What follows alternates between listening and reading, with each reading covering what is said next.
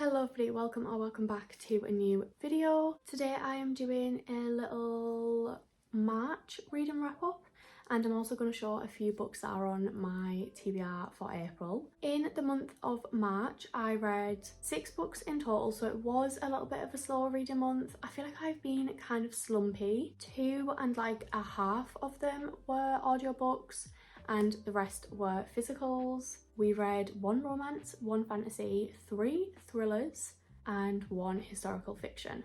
Let's just get into it. First book that I finished was Deep End by Ali Hazelwood. So this is like a sports romance, a college romance, like a college sports romance. They are both on the aquatics teams. One is a diver and one is a swimmer, and basically they enter this completely like sexual, physical based agreement, and it's kind of about that, their college careers, their swimming or diving careers, and yeah, this was sort of coined as being pretty scandalous, pretty kinky, and I personally just didn't think it was. I didn't really love it. I did enjoy it, and I feel like this is one of my favourite books of hers because she's not really an author that I love, but I just wasn't blown away by it, and I feel like I expected it to be smuttier, but I did have a good time reading it and I did enjoy it. I think I ended up rating this like a 3.75, something along those lines. Like, it was enjoyable, I had a good time reading it, but not my favourite couple. Then the first like physical thriller that I read was The Last Word by Taylor Adams. So this one was actually a really interesting like premise, an interesting plot to me. So this follows our main character who is house sitting in like some remote little beach town, and she basically leaves a review of a book, and it's a negative review. The author comes back to her and is basically like threatening her, telling her to delete it, and then weird stuff starts happening and she feels like she's being watched. I did enjoy it. The plot twist for me was a little bit like, not even underwhelming, but I was just kind of felt a little bit flat, or like things kept on happening and I was just like getting frustrated. But I did really enjoy it. Like, I liked it. I love a thriller. I feel like I just need to read more of them, but I'm still waiting for a book that like I'm going to be absolutely on the edge of my seat and like so completely shocked and actually feel scared. Like, that is what I am waiting for. But I did enjoy it and it was like a good time. I just feel like I was maybe expecting a little bit more, because like certain scenes would actually be quite creepy, but then the general like the way that the plot panned out, I just felt a little bit underwhelmed. But I'll probably rate it about 3 stars. Then I did a reread of A Court of Silver Flames. So this is actually the last book in the ACOTAR series. This follows Nesta and Cassian. I honestly don't know what like spurred me to pick this book up. I felt like I was being a bit slumpy. Like, it took me so long to even get through those first 2 books, and I was like, I just need something that I know that I love to get back into. I was trying to get back into like my audiobooks as well, so I did actually start this on audio and it completely worked. I just felt like when I've read this book the first time, I knew that I loved it and I knew that I was a Nesta girl, but I feel like because I was so caught up in the whole series together, I didn't quite give this book its time to shine, if that makes sense.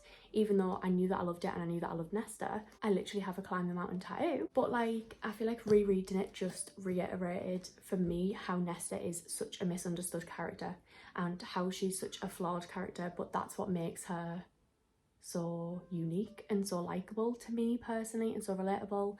And I just feel like this just reiterated that it is like 5-star top tier series for me, god tier characters, and I am so ready for ACOTAR 6. Then we went on to some audiobooks. So I read The Daughter by, I actually don't know what the author's called, but this is a thriller where basically our main character is a mother and she goes to pick her daughter up from uni, only to discover that she is not there. She's nowhere to be seen. She's apparently not been in the address that she said she was staying at. She has dropped out of uni and things are just looking a little bit sus.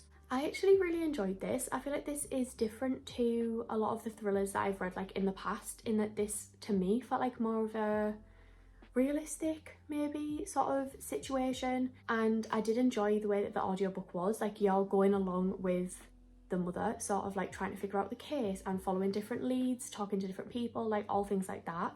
I did enjoy that aspect of it. But again, it wasn't really like anything. I feel like the type of thriller that this was is it wasn't supposed to be like suspenseful. It was almost supposed to be like a little bit harrowing, like how this could happen type thing, rather than being like shocked and gore and a serial killer and all things like this. So I feel like that maybe wasn't the aim of it anyway, but regardless, I did enjoy it. I think again I would maybe give this like 3 stars. I feel like with thrillers I can enjoy them, but they just never have that extra little something that makes them quite high for me. And then another thriller, I went on to The Woman in the Cabin.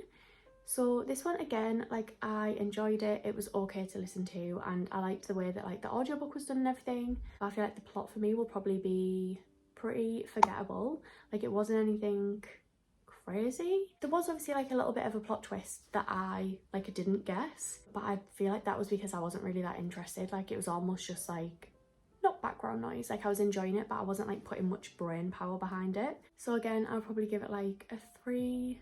But basically this one follows a married couple, and we sort of see little glimpses of their life, and the husband is pretty controlling.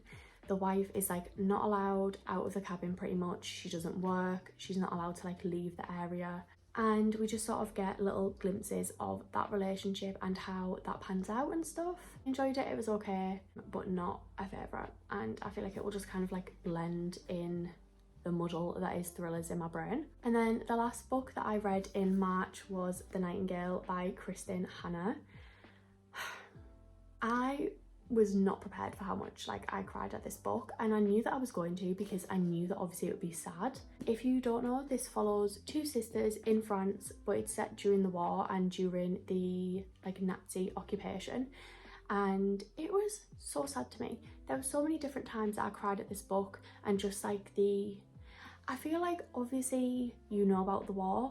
I feel like obviously being English and going to like an English school, you learn a lot about the war and about the Holocaust and Nazi Germany and all things like that. But I feel like sometimes it's almost easy to forget about that, if that makes sense, until you actually like see it written on a page and you're like, oh my god, these things actually happened. Like obviously this is historical fiction, but like this is based off events that literally happened, and even though the things in here might not necessarily be true or based off one person in particular, these experiences probably did happen. And obviously it focuses on 2 women, 2 sisters during the war, which for me just makes it even worse. And reading about like that relationship during that time, it was just a lot, but just so beautifully written. It was actually my first Kristen Hanna book, and I will be picking up more. I loved the way that this was told. But that was everything that I read in March. That was like a pretty quick fire little roundup there. I thought I would just quickly show you some books that are on my TBR for April. April is an exciting month in terms of new releases. We have a lot coming out. I do have some on my TBR that I also want to read. So in terms of new releases though, the ones that are on my radar, we have Say You Remember Me by Abby Jimenez. I actually haven't picked that up yet, but that is on my TBR hopefully for this month. Emily Henry's new book, Great Big Beautiful Life, also comes out, I think it's April 22nd, so I will be running to go and buy that. But then the physical books that I have on my TBR for this month, I've got 2 pretty new releases anyway. So I have Sunrise on the Reaping. This is the next like installment or like prequel, I guess, of the Hunger Games series. This follows Haymitch. It's about his story, his games, and I have seen so many people sobbing over this. I love Haymitch, I love the Hunger Games, and I'm so excited to like delve back into this world and to focus on him as a character. Then I have The Conditions of Will by Jessa Hastings.